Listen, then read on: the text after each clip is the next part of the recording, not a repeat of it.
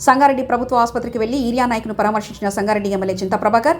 Sangareddy central జైల్లో లగచర్ల కేసులో నిందితుడిగా ఉన్న ఖైదీకి గుండెపోటు. సంగారెడ్డి ప్రభుత్వ ఆసుపత్రికి వెళ్లి పరామర్శించిన ఎమ్మెల్యే చింతా ప్రభాకర్ ఈరియా నాయక్ ఆరోగ్య పరిస్థితిని ఆసుపత్రిలో సూపరింటెండెంట్ అనిల్ కుమార్ను అడిగి తెలుసుకున్న ఎమ్మెల్యే అనంతరం కంది సెంట్రల్ జైల్లో లగచర్ల ఇద్దరు ఖైదీలు రాఘవేందర్, బన్నప్పను ఎమ్మెల్యే చింతా ప్రభాకర్ పరామర్శించారు. వారి ఆరోగ్య పరిస్థితులు అడిగి తెలుసుకున్నారు. ప్రస్తుతం వారి ఆరోగ్య పరిస్థితి నిలకడగా ఉంది. ఎమ్మెల్యే చింతా ప్రభాకర్ గారి కామెంట్స్: గుండెపోటు వచ్చిన ఈరియా నాయక్ బేడీలు వేసి ఆసుపత్రికి తీసుకురావడం సంస్కారహీనం, అన్యాయం. ప్రజాప్రభుత్వం అని రైతులు బేడీలు వేయడం ఏంటి? న్యాయం కోసం పోరాటం చేసే సంకళ్లు వేస్తారా అంటూ ప్రశ్నించారు. హైదరాబాద్ ఇంకా మెరుగైన వైద్యం కోసం హైదరాబాద్ పంపిస్తాం. స్టేబుల్గానే ఉంది, ఆరోగ్యం మెరుగైన ఉందని చెప్పడం జరిగింది.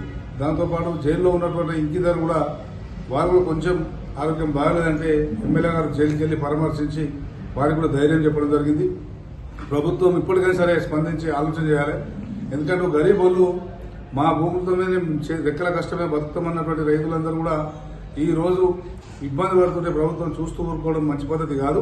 మరి ప్రతిపక్షంలో ఉన్నప్పుడు ఒక మాట, అధికారంలోకి వచ్చినాక ఒక మాట మాట్లాడిన రేవంత్ రెడ్డి గారు ఆలోచన చేసి మరి లంబాడ అంటే ఎస్టీ సోదరులైనటువంటి రైతులను వాళ్ళకు న్యాయం జరిగే విధంగా రేవంత్ రెడ్డి గారు వారి ప్రభుత్వం చర్యలు తీసుకోవాలని చెప్పి ఈ సందర్భంగా కోరుతా ఉన్నాం. కొడంగల్ నియోజకవర్గానికి సంబంధించి లగచర్ల బాధితులు సంగారెడ్డిలో సెంట్రల్ జైల్లో ఉన్నారు. దాంట్లో ముగ్గురి పరిస్థితి బాగలేదు.